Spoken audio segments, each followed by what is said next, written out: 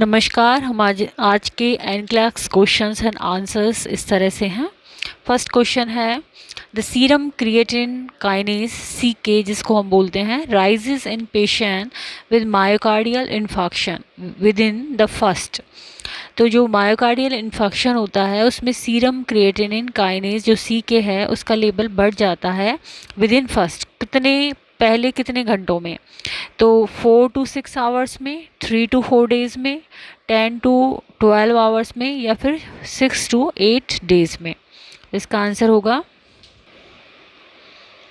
4 to 6 hours में creatinine kinase जो है उसका लेवल बढ़ जाता है मायोकार्डियल इन्फेक्शन में।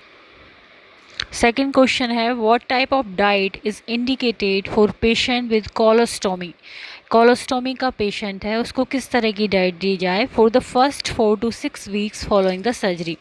सर्जरी के 4 से 6 सप्ताह के भीतर कौन सी डाइट देनी चाहिए उसको।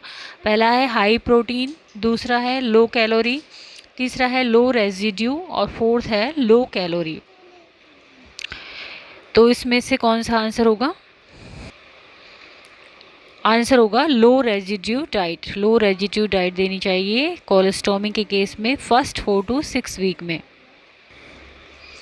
नेक्स्ट क्वेश्चन है what is common among amylase, rennin and lipase. ये एंजाइम जो हैं एमाइलेज, रेनिन एंड लाइपेज, इनमें कॉमन क्या है। पहला है ऑल आर प्रोटीन, दूसरा है प्रोटियोलाइटिक एंजाइम, तीसरा है produced in stomach and fourth one है act at pH lower than 7।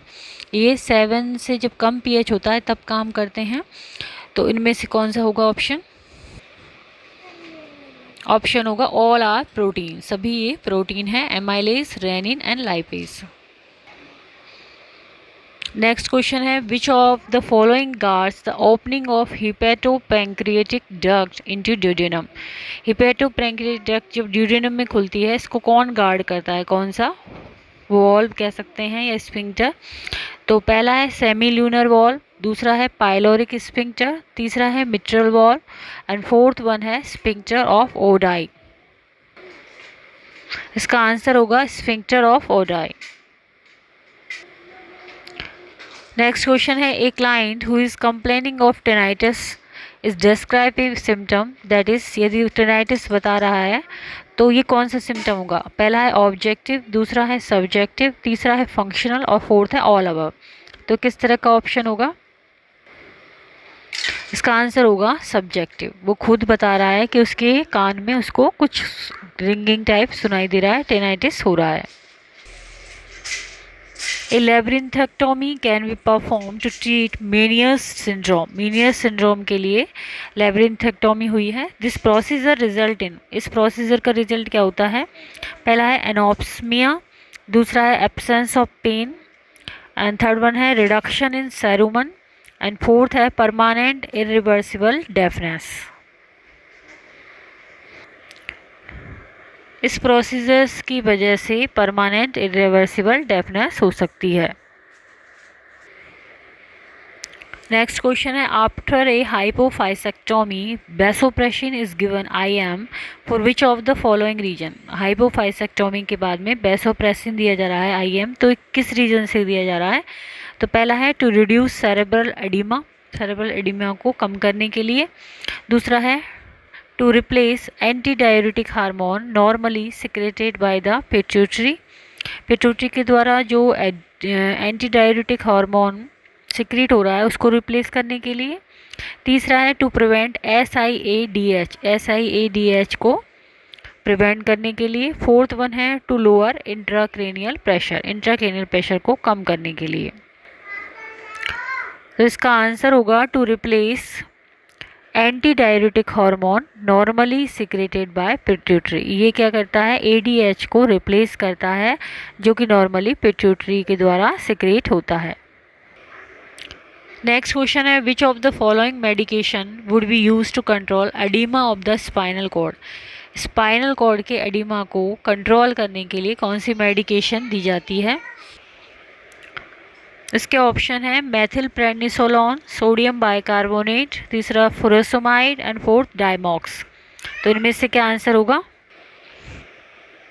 इसका आंसर होगा मेथिल प्रेडनिसोलोन। नेक्स्ट क्वेश्चन है which of the following assessment is most critical before the cardiac catheterization using in radio opaque dye. Cardiac catheterization में radio opaque dye use हो रही है, तो इनमें से कौन सा असेसमेंट होगा जो कि क्रिटिकल होगा कार्डियक कैथेटराइजेशन से पहले के। तो पहला है इनटेक एंड आउटपुट, दूसरा है हाइट एंड वेट, तीसरा है waistline peripheral pulse rate and fourth one है एलर्जी टू आयोडीन और सेल्फिश। तो इसका आंसर होगा कैथेटराइजेशन। कार्डियक कैथेटराइजेशन पहले हम क्या करेंगे, चेक करेंगे इसको पेशेंट को एलर्जी तो नहीं है आयोडीन से या सेल्फिश से। नेक्स्ट क्वेश्चन है हमारा steroids if used following kidney transplantation. Kidney transplantation के बाद में स्टेरॉइड यूज़ हो रही हैं, would cause which of the following side effect. कौन सा साइड इफ़ेक्ट होगा उससे। पहला है increase cholesterol level, cholesterol level बढ़ जाएगा। दूसरा एलोपेसिया होगा। तीसरा ऑर्थोस्टोटिक हाइपरटेंशन होगा, hypotension. And fourth increase blood glucose level. तो इनमें से क्या होगा, आंसर होगा increase blood glucose level. Blood glucose level बढ़ जाएगा यदि स्टेरॉइड लेंगे तो। नेक्स्ट क्वेश्चन है dialysis allows for the exchange of particles across a semi permeable membrane. Dialysis में क्या होता है, पार्टिकल का एक्सचेंज होता है सेमी परमिएबल मेम्ब्रेन के through. By which of the following action, किस एक्शन के द्वारा। तो पहला है ऑस्मोसिस एंड डिफ्यूजन, दूसरा है एक्टिव ट्रांसपोर्ट, तीसरा है वेसोडाइलेशन एंड फोर्थ वन है रिवर्स ऑस्मोसिस। तो कौन सी प्रोसेस होती है, आंसर होगा osmosis and diffusion. Osmosis and diffusion के द्वारा सेमी परमिएबल मेम्ब्रेन से पार्टिकल एक्सचेंज होते हैं किसमें, डायलिसिस में। नेक्स्ट है which of the following factors causes the nausea associated with renal failure. Renal failure में कौन सा फैक्टर होगा जो कि नोजिया कॉज करेगा। तो पहला है accumulation of waste product, waste product का इकट्ठा होना। दूसरा है इलेक्ट्रोलाइट इम्बैलेंस, तीसरा है गैस्ट्रिक अल्सर होना और फोर्थ है ओलिगोरिया होना। तो क्या होगा आंसर, आंसर होगा एक्यूमुलेशन ऑफ वेस्ट प्रोडक्ट। जो उसमें रीनल फेलियर में एक्यूमुलेशन ऑफ वेस्ट प्रोडक्ट का इकट्ठे हो जाते हैं शरीर के अंदर, तो उसकी वजह से नोजिया होता है। नेक्स्ट क्वेश्चन है in a client with renal failure which assessment finding may indicate hypocalcaemia. एक पेशेंट है जिसके रीनल फेलियर हुआ है, तो इनमें से कौन सी कंडीशन है जो कि हाइपोकैलेसीमिया बताएगी। पहला है हेडेक, दूसरा है हाइपोटेंशन, तीसरा है increased blood coagulation and fourth one है डायरिया।